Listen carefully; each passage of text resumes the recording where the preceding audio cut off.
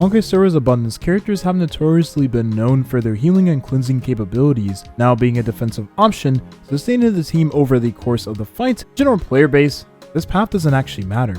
With that being said, the Abundance nowadays feels like a multitude of paths in Honkai Star Rail, while of course keeping their core identity.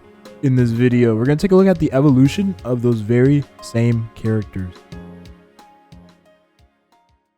Today's video is sponsored by Loot Bar. Loot Bar is a safe and cheaper option when it comes to buying your in-game currency. It takes the cheapest conversion currency rate and uses that for your top-up purchases. It's basically a middleman without potentially getting yourself in trouble with VPN usage. As a Star Rail creator, it gets really expensive to roll for every character, and I pretty much have to do so for these videos you're currently enjoying. The process is very simple. You click on March 7th, decide how much premium currency you're looking for, and then you add in your Star Rail UID after purchasing, and you will receive the said premium currency in a matter of moments. It's a very smooth and quick process. The other cool feature of this is if you're a player that has never topped it before and has the additional currency bonuses, you will receive those too upon your purchase. Even more jades for the upcoming characters. I'm definitely going to need them. As a new recipient of Loot Bar, you get an extra coupon that allows you to save even more money on Stellar Jades.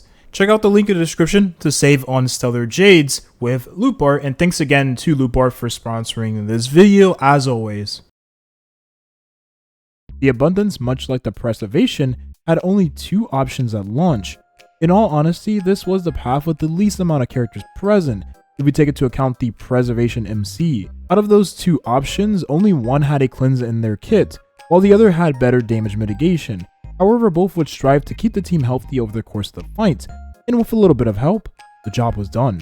Natasha was present in any hypercarry team in which the damage dealer could benefit from the cleanse, but couldn't use Bronya too well, or if you were free to play. Natasha had some synergy alongside Clara, and this generally felt better to use than the infamous March and Clara combo, as you didn't have to stress much about the drawn out long fights. Considering Clara also had self-cleansing and damage mitigation in her kit, being used alongside Natasha wasn't truly all too bad. We also do have to note that around this point in time, the emphasis on skill point management is a lot more crucial than it currently is. I mean, there was very few ways to save on skill points without suffering a damage loss, and considering Clara was a skill point positive character herself, the skill point neutral state of Natasha wasn't all too bad really. This would then leave us with the Abundance character that had less accessibility but gave much more comfortable clears in the hardest contests the game had to offer, Bailu. This character had the most healing of the two present options including herself, and could be played skill point positive over the course of the fight.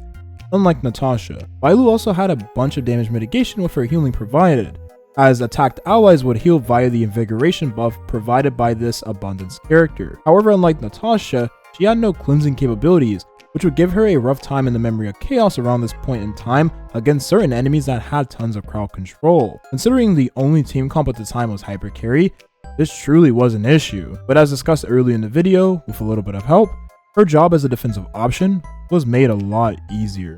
Bronya was a rare character in which she had a debuff cleanse alongside her elemental skill. This mattered against all crowd control effects, as those would immobilize the target and could delay actions, messing up the turn order. Considering Hypercarry was a team comp centered around one sole damage dealer, this being the best comp at the time for both Bronya and Bailu, would essentially help with the shortcomings of each other. Where Bailu lacked in debuff removal, Bronya would make up for that with the debuff removal on her skill, which damage boosted the ally as well. Where Bronya lacked in skill points with her aggressive skill point nature on the skill point economy, Bailu would make up for that with her skill point positive playstyle. If we factored in the return by death ability Bailu had in her kit, this version of Hypercarry would become the best team in the game by far. Bronya and Bailu were just that strong. This would carry over until the release of Luocha in the second half of 1.1.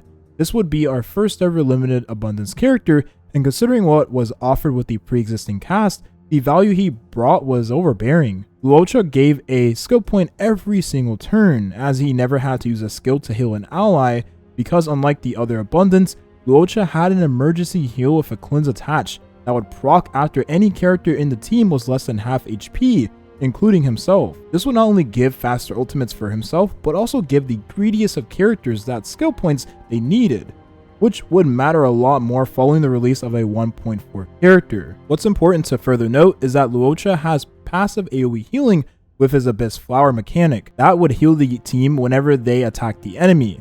This would also have near 100% uptime over the course of the fight. What's lastly important to note about Luocha is that he was the first Abundance to have a damage dealing ultimate and skill based off of attack. This would mean that Luocha could be built with some damage dealing stats in mind, but at the very least gave implications on what the future of the Abundance cast could look like, hence the evolution of the Abundance this far.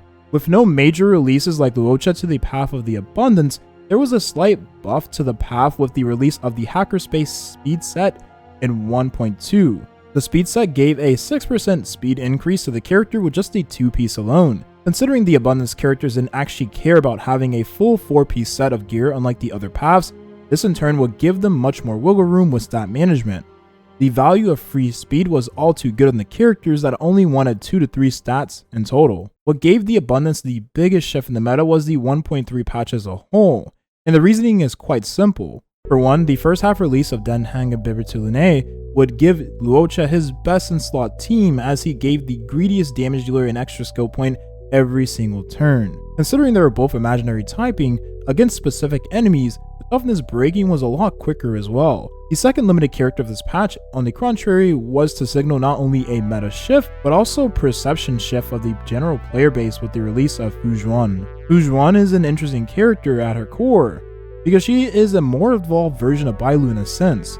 She not only keeps her team healthy, stops them from dying with her sources of team-wide damage mitigation, but she also had added utility that made her feel much more than a defensive option. Huohuo, unlike Bailu, had ways of blocking crowd control effects, which made her pair nicely with a large roster of characters. And she also had team-wide healing on her ultimate, which helped with sustaining the team over the course of the fight.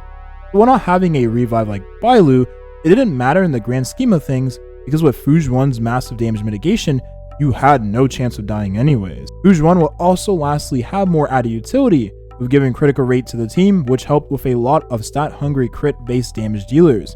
This would also give the character more wiggle room for a sub-DPS oriented build, as her damage sources also scaled off of her max HP. Now, even if building Huohuo as a damage dealer hybrid wasn't necessary, what was implied felt like we were slowly transitioning into a team-oriented damage playstyle, which again makes a lot of sense given present-day Star Rail. So what does any of this have to do with the video if Huohuo is a preservation and not Abundance character? But once again, her introduction to the game gave more competition with the defensive option category as a whole, and would quite literally replace every Abundance option in hypercarry teams with the exception of Luocha in the Den Hanga Bibertulune team. We also did have an Abundance character the same patch, that was to replace the current defensive options used for the characters with built-in counterattack mechanics such as Clara and Blade. These two valued the increase in aggro values that was provided by Lynx. Lynx also had cleansing in her kit, which seemed like a staple for Abundance characters at this point in time. Considering the now raised barrier to entry for the Abundance characters, even those releasing in the future, at the very least said character would have to have a form of cleanse, and be played skill point positive. Lynx was a 4-star and was given to the player for free quite often. This in turn meant that not only did the pre-existing defensive options feel a tad bit obsolete, but also outdated as well. We also did receive a new planar set that increased the effect resistance of the wearer, but also gave a critical damage increase to the team after having met a breakpoint.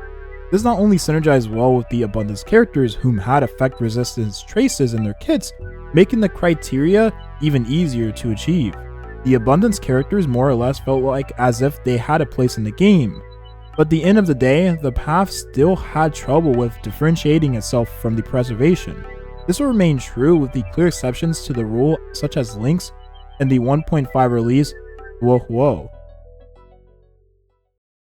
One of my personal favorite characters to use, a very large part of the recognition the Abundance has to this day is due to the success of this character.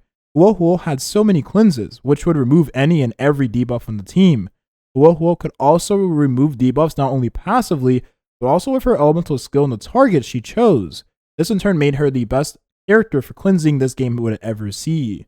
Now, if this was honestly all the character had to offer, I'd even say it's kinda underwhelming. But like the past defensive options released, Huohuo had added utility that was a game changer for hypercarry and dot teams. Giving energy and attack percentage to the team upon using the ultimate would squeeze out higher theoretical damage from the damage dealing the hypercarry teams. while also helping the team focus damage of the dot base teams. The energy gain also paired nicely with Harmony characters in a team such as Ting Yun and Bronya, whom had very expensive ult costs, but gave immense value when used.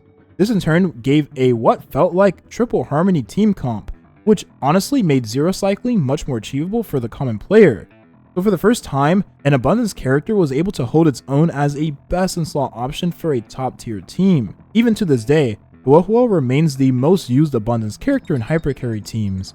Giving energy and attack with amazing cleansing will allow her to remain meta relevant for many patches to come. The current era of Abundance characters not only had the best cleansing in the game, but they also gave irreplaceable value with the added utility alongside their core kit. This in turn made them best in slot in their designated teams, without taking the best teams from each other. So I felt like we wouldn't need any more characters in this path with many grounds covered. I mean, that's what we thought, until Huohuo would introduce an improved playstyle to an existing team comp. The break meta would slowly start to ramp up. I mean, with the release of Ruan Mei, it was clear where the meta was going to shift. The only issue is that this upgraded playstyle was a work in progress, as we were missing some of those characters needed. As this playstyle was constantly receiving new options to improve it, we weren't to see anything worthy to mention until the release of Gallagher, another turning point in the history of the Abundance. Gallagher had a bit to his kit that made him feel extremely strong during his release. For one, he was centered around breaking the enemy to heal allies. This in turn would automatically give him a place in the current ongoing meta, where no other Abundance character could really stay. He had debuff application in his kit that allowed him to pair nicely with the new best damage dealer in the game, Acheron. Acheron also broke the toughness of the enemies constantly with her mass toughness break regardless of the element of the enemy. Even though Gallagher was best in the break teams alongside Ruan Mei, we were just missing that component that would give this character the breakthrough he needed. This would bring the Abundance back on the map and show just how far this path has come outside of their core identity. Firefly was to release in the first half of 2.3. Being the break-centered character she was, fully gave her a spot in the now break effect meta. Her perk of implanting mass fire weakness onto the enemy would give Gallagher just what he needed. Considering you healed while breaking said toughness, you never needed to use skill points in a team with Firefly, which greatly helped her greedy skill point consumption. Now, without going too much into detail on Firefly, of course saving this for the inevitable Firefly video, Gallagher was to see a huge increase in usage, more than any Abundance character we have seen thus far, as he not only had easy accessibility being a 4-star given for free in events, but also worked in tandem alongside one of the best damage dealers at the time. Considering the break team also specialized in team damage, much like the follow-up attack and damage over time teams, what was previously said in the video about Fujuan was coming to fruition. Team damage seems to be the focus of Star Rail's meta nowadays. I mean, each character released in the 2.0 era seems to be contributing to the overall damage regardless of their role in said comp. It's not like we haven't seen this before. It's only become more popularized at this point in time. After Gallagher and Huohuo's successes in the Honkai Star Rail meta, the Abundance was put back onto the map. Looking into the later introduction and then release of Lingsha made a ton of sense.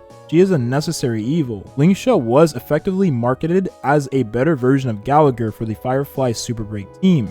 Regardless of investment level, this was what Hoyoverse created her for. I mean, this wouldn't be the first time we've seen classier versions of pre-existing characters who directly outclass said existing characters. However, one thing in this scenario always remains true.